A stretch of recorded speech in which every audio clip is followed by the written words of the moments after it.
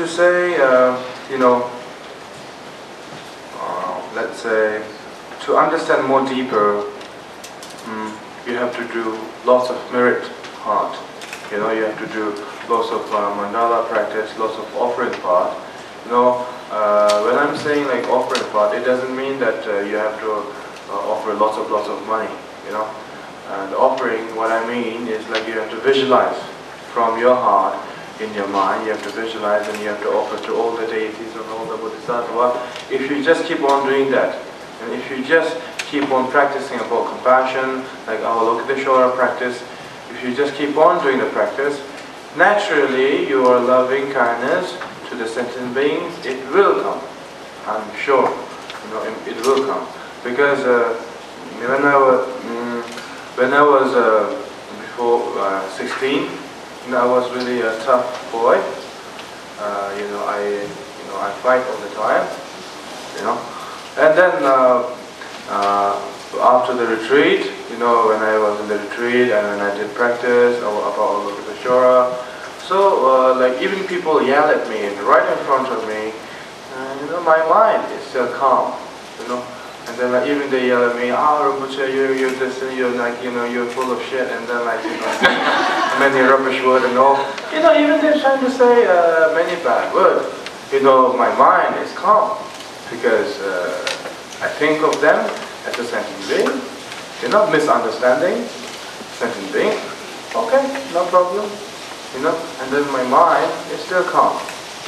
And then after that, when they realized about their mistake, when they came forward, and again, okay, you come forward, you be with me, it's okay, no problem. It will come after the practice. So without practice, it's hard to control, like in that kind of state.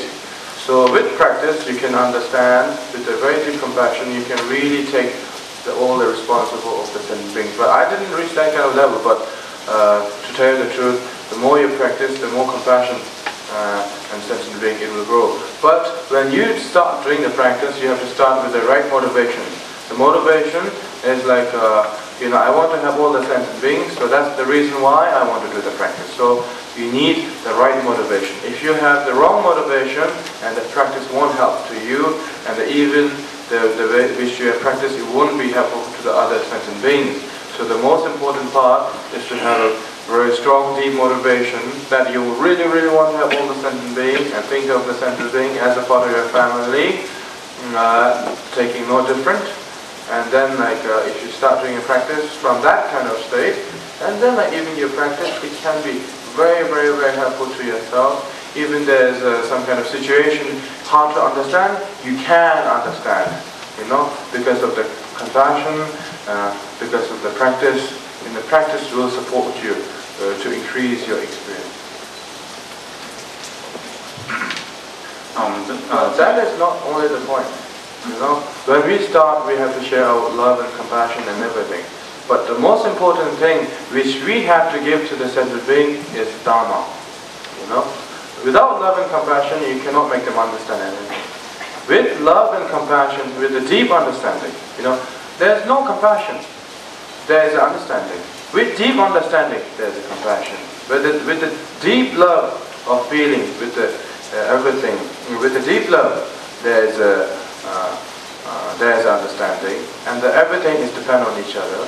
So those things cannot fulfill the sentient being's happiness. These things which we can make a sentient being understand the meaning of Dharma. So the Dharma will come after, and then they will understand, and that's how we can communicate with the sentient beings. So compassion is needed, love needed, care needed, understanding needed, everything needed. But that part cannot give them a happiness, because everybody, we have love, we have compassion, we have care, we have understanding. But does that mean that you can give a full freedom, free and happiness to the sentient beings? You cannot. You do have the quality, but you don't have the skill to make it together. You don't have some kind of experience to make it together. We have the quality, but we have to work with something else. We have the quality, And the something which we needed is Dharma. So we used our quality and then put the Dharma together and share with the second being. You know? So love and compassion, understanding is something which we have. You know, even your mother has a love and compassion. But does your mother can give you pure happiness? Does your mother can take you to the pure land? Does your mother can make you enlightened? No. You know, we have love, we have compassion, we have understanding, but that is what we have. But what we have to do is we have to increase with Dharma, connecting with Dharma, you know, put the compassion and understanding and love and connect with the Dharma. Dharma itself is a part of compassion. And we have to recognize that Dharma itself is a part of compassion, and we have to connect with the Dharma and then practice on that and then share with the second being. So that's how Bodhisattva do, and that's how we will do if we want to be a very good practitioner. You know, so as I'm telling you again, you know, love and compassion, understanding itself, it doesn't work. But connecting with Dharma, it will work. So you have to practice to connect with Dharma, and then you can have all the sentient beings in the future. Believe in that. You know, don't try to believe it. You know, if you know what I mean, you will believe it. But if you can't believe it, then don't force yourself to believe in something else. Okay? That is my first answer to let you know very, very clearly.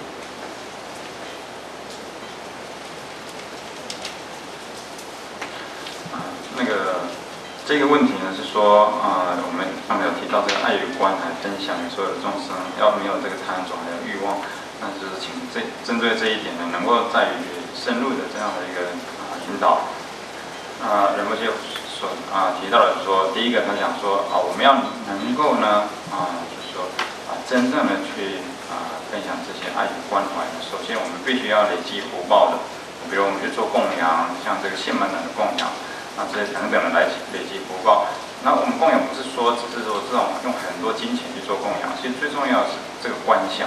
我们不断的观修呢，去供养这个佛菩萨本尊、圣众等等的。那这样子用这种修持，用这种观修呢来累积福报。那如果我们能够广大的累积福报，那我们这种这个爱与关怀、慈悲心呢，就能够让我们展开出来。好，那人们就提到他自己说，他在以前呢，这个很年轻的时候，15、16岁的时候呢，他也是这个个性很倔的常常会跟人家吵架打架。